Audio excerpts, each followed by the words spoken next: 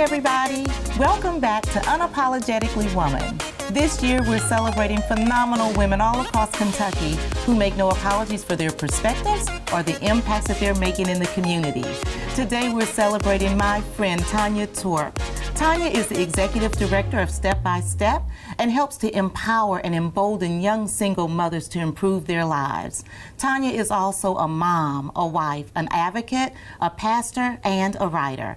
Unapologetically Woman, Tanya Torp, that's you. Welcome. Thank you so much. I'm glad to be here. I'm so excited to be able to celebrate you and with you today. Thank you. Okay, we're going to jump in. Okay. Tell us about Step by Step. What do you do? So Step by Step is an amazing organization that empowers young single mothers. Our youngest mom is the age of 12 and the oldest is 24.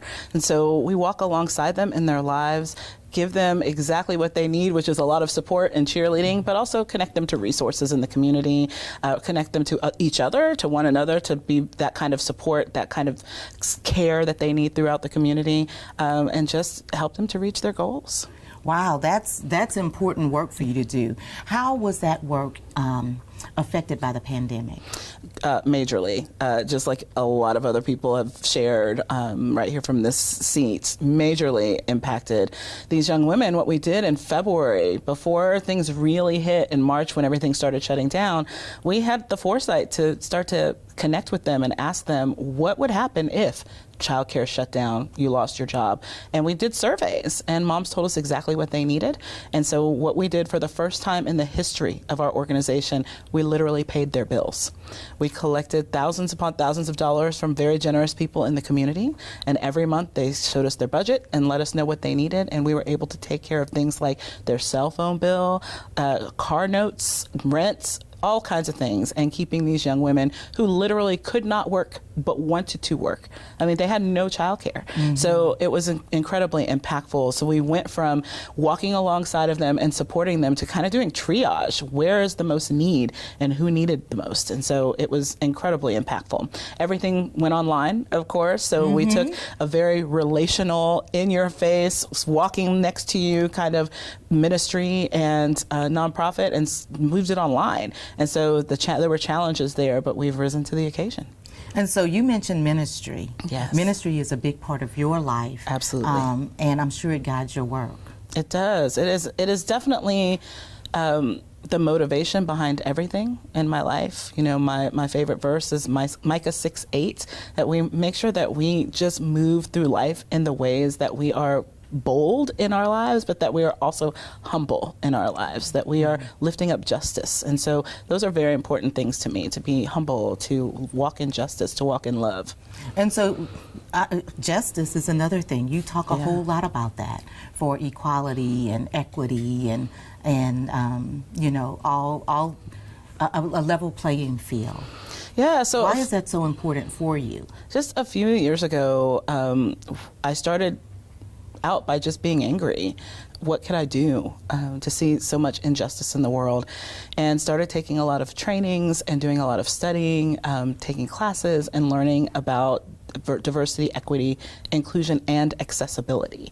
And kind of went to these places all over the country, just learning, and realized that I needed to bring it back to the community. So I just started very small, sitting around my table, inviting people to have these discussions with what I had learned and shared. And then from there, lots of different organizations and companies started calling on me to do some facilitation work. And so it's important to me not to just facilitate these conversations, but to actually move the needle. What is going to make real positive change? And so as I do these trainings, these workshops with different companies, I say, all right, what are the next steps? What's tangible? What are the things that we really can change, that we have control over? And what is the plan for making this sustainable? You can't just talk about this once and think everything's going to be okay. Check. Right? No. Right? Workshops do not end racism. Workshops do not end poverty. So we have to have a plan for what comes next, what comes after that we can actually do tangibly, and to create some sort of systems that we need to counteract the systems that are already there. And so have you seen over time kind of a switch with more companies and businesses paying more attention or trying to be intentional? This is where the unapologetic part comes in. because I see many companies starting to focus on it, but I also see a lot of performative allyship. So I see companies that are saying, we care about this, but when I look at your board, when I look at your policies and your procedures, I need to see that you really do care, that you really are moving the needle. It's not just about hiring one person of color or one person living with a disability. It is really about making systemic change that lasts, that it's not just a one-time thing to save face, but to last. And so I have seen a lot of my clients are very much saying, all right, we don't want to just put a Band-Aid on this. What do we do? And that's positive. It's incredible to see real change. And so you're talking about that unapologetic. You were invited to sit on the Mayor's Commission for Racial Justice and Equality, and you declined that opportunity. Yes, I did. So I was fortunate enough to be on the Mayor's Commission for Homelessness, and I saw the intentionality behind that. And we had a very long time to interview people, learn about structures, learn about the things that were out there. And when I saw the timeline on this, it was too fast for me. I really want to make sure that we are careful about not putting a Band-Aid on. And while I love and totally respect the fact that there is a spotlight, there is some movement in that, that this was something that was on the mayor's agenda that she very much cares about.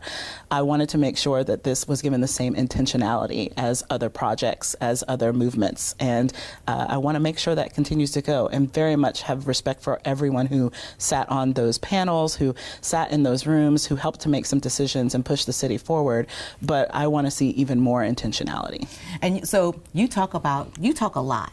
Okay. Yes. Yeah. So I talk a lot. Someone said, if you don't want to know the truth, don't ask Tanya. Okay. Yes. Yes. Oh, you're co-signing that. Yes, I am co-signing that. You know, and so one of the things that I wanted to ask you is, when you see all of these different things happening, and you're talking about being intentional, you're talking about self-care, you're talking about elevating Black women, minority women. Yes. Where does all of that come from for you? My mom, it's so funny that my mom, who lives here in Lexington, will say, she'll look at my life and say, what are you doing? And sometimes she'll, where are you going with all this? And I say, I learned it from you. I remember growing up, there would be women who were surviving domestic violence that would be sleeping on our sofa. There would be, I'm an Air Force brat, so there would be airmen who couldn't get home for Christmas, spending the night at our house. So my home was, as I was brought up, was always a place of love and acceptance, but also justice. I didn't learn enough about how to fight, because my mom really wanted to kind of keep blinders on us in some respects, but I learned about interpersonal relationships and how you can make a difference. One person can make a difference. And so that I learned that at home. And so, speaking of home and the things that you learn there, you have a busy home. I have a busy home. You have a lot of interesting conversations. Yeah. You've got 2 boys. I have 2 small boys. Those. So my husband and I are foster parents, and we have adopted one young man who's 5 years old and getting ready to enter kindergarten, and we have another 3-year-old. And what I have learned through this process is the reason that we said we wanted to foster and adopt Black boys is because, statistically speaking, they are overrepresented in our community. And that doesn't mean that there are more Black and brown families that need to have their kids taken away because they're just not taking care of them. It means that white kids are also missing out on being cared for because the focus and the spotlight is on Black boys and removing them from homes. And so we wanted to make sure that what we did in our home was to focus on Black boys and making sure that we gave them a chance not to go from the school to prison pipeline, but to actually advance. And so we wanted to make sure that we did things well.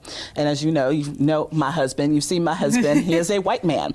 And one of my favorite things that he's ever said is, I can teach them to be men, I can't teach them to be Black men in America. And so we make sure that our community, our village, as we call it, comes alongside us, that our village is a multicultural, multi-ethnic village on purpose. And so our home is a place of refuge for many. Our home is a place that is normally open, except for COVID. We have a weekly breakfast that we invite the community to. Anybody can show up.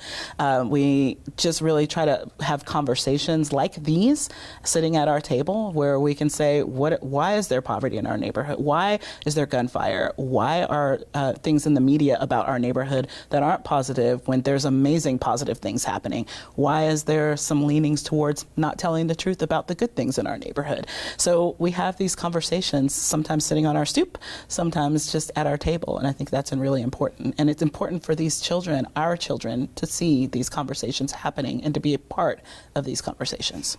Well, and you have one that's getting ready to go to kindergarten. Yes, he is. Is he excited? He's very excited. So he has been talking about kindergarten since he was probably 2 years old. So he's very excited, but he doesn't realize yet. We try to talk to him about it, that he's going to have to leave some of his friends behind in preschool. So he doesn't understand quite that concept yet, but he is very excited. He's picked out his backpack and everything. Well, I see that all of the boys negotiate. They practice negotiating quite a lot. Your husband, Christian, is an attorney. Yes, he is. So is he giving them those early skills? Oh, yes. I think sometimes I feel like it's like them against me, all the men in the house, and even the boy cat against me. Not even the cat. Even the boy cat.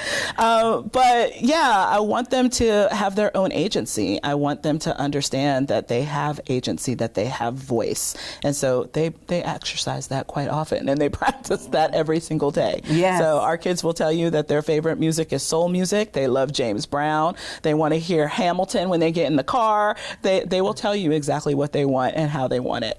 That's great. Okay, so Mom, you're writing a book in the midst of all of these things that you're doing. Tell us about that. Yeah, so I'm writing about radical hospitality. And what does that mean? It's a concept that I have been studying for a really long time, but I have my own definition for it. There's lots of other authors that have written about it, but mine is a radical transformation through welcome. So I'm going to welcome you into my space, into my life, into my sphere, and I don't get to choose how you walk into that. And it's radical to be able to say, come as you are. Walk into my space and let me come into yours as I am. You can reject it, you can accept it, but something changes when you welcome people as their whole selves. And so that's part of what we do at Step by Step. When these young women walk into our space, we're like, we accept you as you are. No shame and where you've been or where you've come from. You might be carrying shame. That's not something we welcome here. We welcome you in everything that you are. And it's the same for our home. And we want our kids to learn that. So our kids are learning. We welcome people as they are. So tell me your thoughts on the whole civil rights issues that have been happening over the past 18 months. Yeah, so none of this is new. We saw with the Reconstruction that there was a lot of movement made, especially for Black people and people of color in our country. And then there was a whole backlash, right, that came right after that. And so we've seen a lot of strides in the movements and with the uprisings. And now we're starting to see the backlash. We're starting to see voting rights eroded. We're starting to see there's a backlash against teaching critical race theory, which is not actually even taught in schools. So there's so much misinformation. What we're actually teaching in schools is real history that includes the achievements of Black and brown people, not just the slavery and the hardships, but all of history, true American history. And part of American history that is my favorite. Legacy doesn't start with slavery. Right, no, not at all. And my favorite part of American history that makes me very proud to be American is the fact that there has always been resistance. There's always resistance to evil. There's always been resistance that's lifted up. In fact, today I just posted on social media about some washerwomen who resisted in the 1800s and said, we're not washing anymore. Black women who stood up in a place where they had absolutely no agency and said, no more. There will always be resistance. So as we start to see this backlash against critical race theory, which again is not taught in schools, it is actually a legal precedent. So when we start to see a backlash coming, then we know that there will always continue to be people that will push back. We lost John Lewis last year, and I got the opportunity to hear him speak once, and he said, don't ever say that things have not changed, because things have changed. I didn't bleed for things not to change. Things have changed, and there's such a positive outlook. There's so many people that are finally starting to see, oh, there is a whole entire history that doesn't just include a dominant history, but also includes incredible achievements. And so there is some movement in that. There will always be backlash, but there will always be resistance. And you're talking about movement. I want you to talk about NTOO, because that's a special place.